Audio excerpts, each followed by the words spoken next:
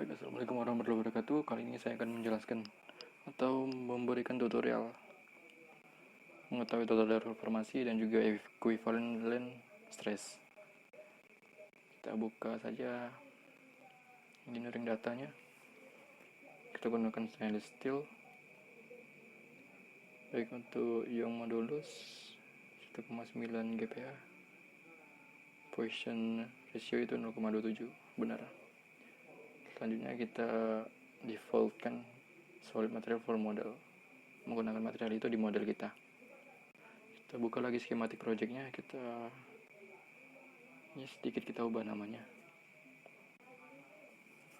Kita buka geometrinya, kita buka aplikasi geometri dari ANSYS, yaitu Design Modeler. Kita tunggu.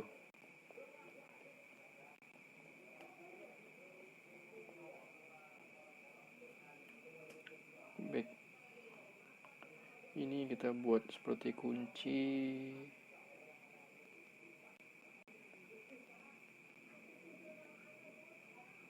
Sepertinya ini agak menantang untuk menggambar ini di Design Modeler, karena dia ada lingkaran, ada garis, terus ada lingkarannya nggak penuh. Ini kalau salah dia nggak bisa extrude. Sesuaikan dengan unitnya milimeter. Terus kita pilih rectangle untuk membuat badan di tengahnya itu, badan kuncinya. Kita beri ukuran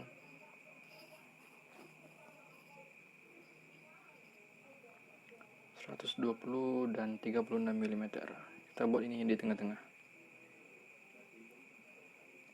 Baik, salah klik, kita Ctrl Z ke titik. Oke. 18 mm. Kita lihat lagi, ya ada kotak lagi sebelah kiri itu dekat lingkaran, itu ukurannya 36 juga. Itu ukurannya 12, cuman itu dikali 3, jadi 36. Nah, seperti ini kalau dia udah lurus sama bagian lainnya. Kita kasih dimensi, kita kasih lebar, terus juga tingginya ubah ke 36. Ternyata lewat. Kita beri ukuran dulu untuk jarak antar kotak itu. General, terus kita titiknya, terus klik. Jaraknya 10 kali 3, jadi 30 mm.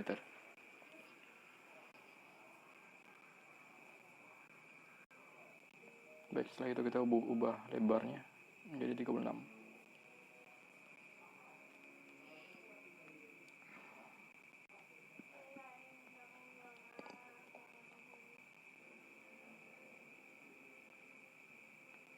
Jadi ada fillet di kotak yang awal, yang pertama itu ada filletnya 2,5 mm. Selanjutnya ada lingkaran. Jadi kita coba buat pusat lingkaran dulu, kita cari dulu pusat lingkaran, kita tulis atau kita garis bebas saja asal dia di sumbu tadi. Selanjutnya coba kita kasih ukuran apakah dia turun atau dia tetap mengikuti sumbu. 37,5 karena lingkarannya ukurannya 75 mm, jadi radiusnya 37,5. Ya, seperti ini. Terus ini ukuran diameternya atau radiusnya, ini radius 10 mm, jadi diameternya 20, kita kalikan 3 jadi 60 mm. Kita kalau diameternya 60, kita buat ini jadi 30 mm untuk jarak ke titiknya. Sebenarnya ini logika saja untuk menggambar ini, karena kita nggak tahu jarak dari lingkaran sama kotak badannya itu. Oke, kita ubah menjadi setengah dari 60, 30 mm.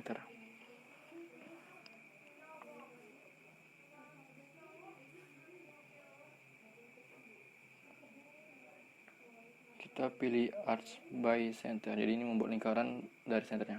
ada titik P ke titik P, jadi poin ke poin, P ke P, poin ke poin, atau titik ke titik. Jadi kalau udah P ke P itu dia udah tersambung, terlingkaran ke kotak. Jadi kalau kita sering menggambar di desain modular, dia sering error kalau dia ada lingkaran sama ada kotak. Kita extrude dia error karena kotak sama lingkarannya nggak nyambung. Sebenarnya coba kita buat poligon di sini. Ya ini miring-miring ini. Coba kita zoom, kita buat lurus, masih juga miring. Coba kita klik saja masing-masing.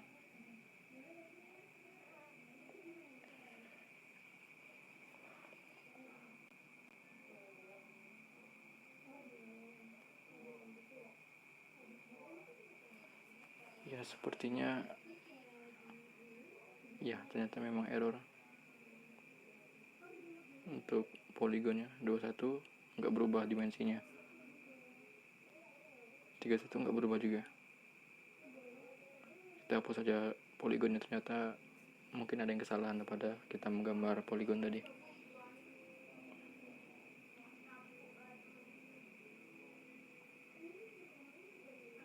Ini sumbu bukan garis ya, jadi kalau dia terkena garis biasanya error dia, tapi itu sumbu. Kita buat lagi ke titik sumbunya, nah error juga.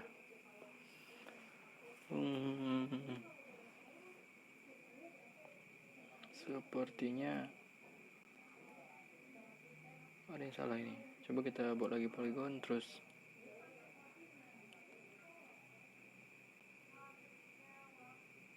kita sebelah kiri poinnya, atau terkena titik sebelah kiri. Coba kita kasih, ternyata error juga. Sepertinya kita lihat dulu poin sama sudut-sudutnya. LN7. Coba kita buat lagi. Kali ini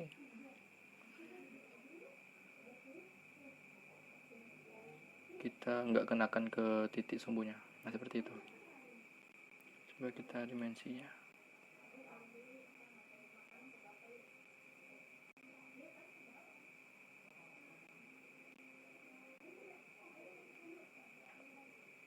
Masih error. Sepertinya ini poligon ini seperti terkena garis dari garis lain, terkena titik dari garis lain. Coba kita hapus garis-garis bantu ini. Kita klik terus kita delete, klik delete,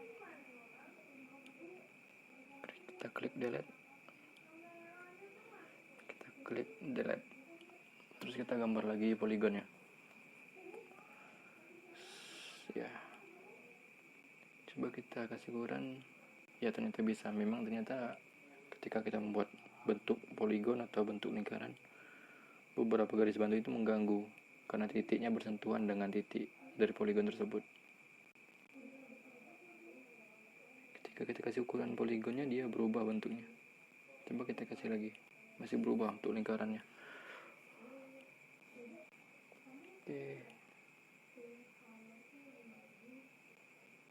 coba kita kasih ukuran di atas biar ukurannya nggak berubah. Yang di bawah yang berubah, yang di bawah kita kasih ukuran lagi. Kita ubah lagi. Jarak antar mulut kuncinya berubah, kita kasih ukuran lagi. Oke, R nya kita ubah dulu menjadi 37,5 pas.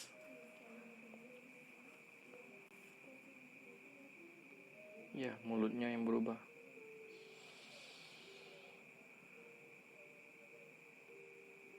7,7 itu jarak mulutnya ke titik sumbu tuh.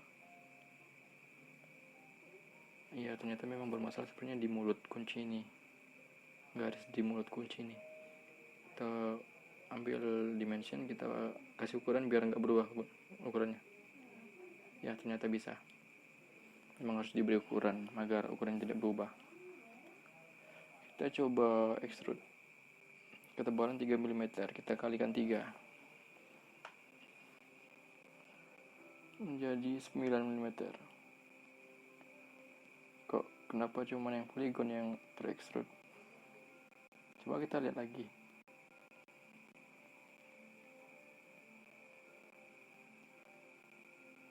Ya, ternyata berhasil. Karena tadi di geometrinya kita nggak klik sketch 1, jadi nggak sepenuhnya kita extrude. Kita tutup desain modelernya, kita buka model untuk memulai analisanya. Oke, kita baca dulu, menentukan deformasi dan juga deformasi distribusi of von Mises stress under the given distributed load and boundary conditions.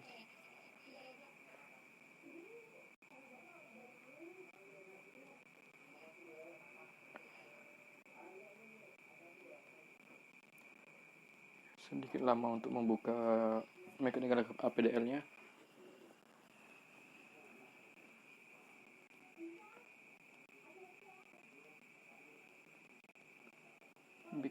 Kita lihat dulu coordinate systems. Kita masukkan sizing mesh-nya. Kita pilih semua ukuran atau semua bodinya. Elemen size kita masukkan 0,002 meter atau 2 mm. Kita generate mesh-nya. Baik, proses. Oke, selesai. Oke, seperti ini untuk mesh-nya. Teksturnya kita masukkan fixed support karena seperti kuncian. Jadi dia ada bagian yang tertahan. Kali ini yang bagian poligonnya tertahan.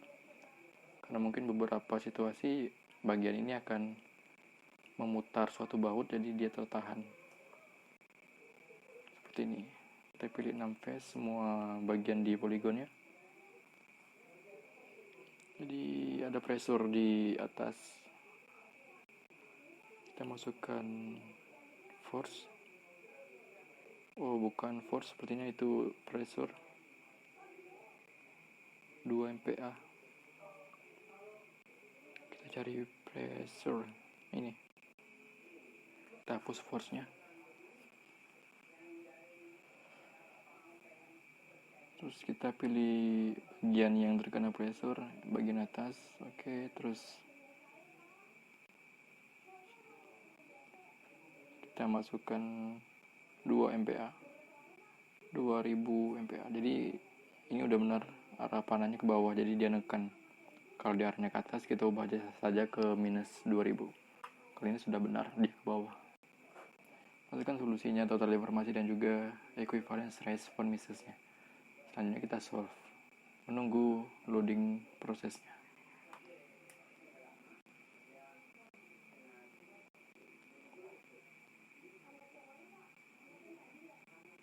Baik, ini hasil dari visual dari equivalence stressnya.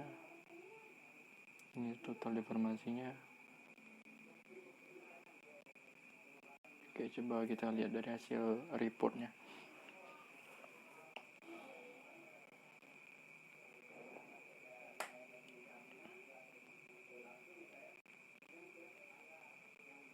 Ya, di report ini ada semua ukuran mesh, analisa, kontrolnya, dan juga ada results-nya. Di sini ada total deformasi dan equivalent von Mises stress-nya. Ini maksimumnya.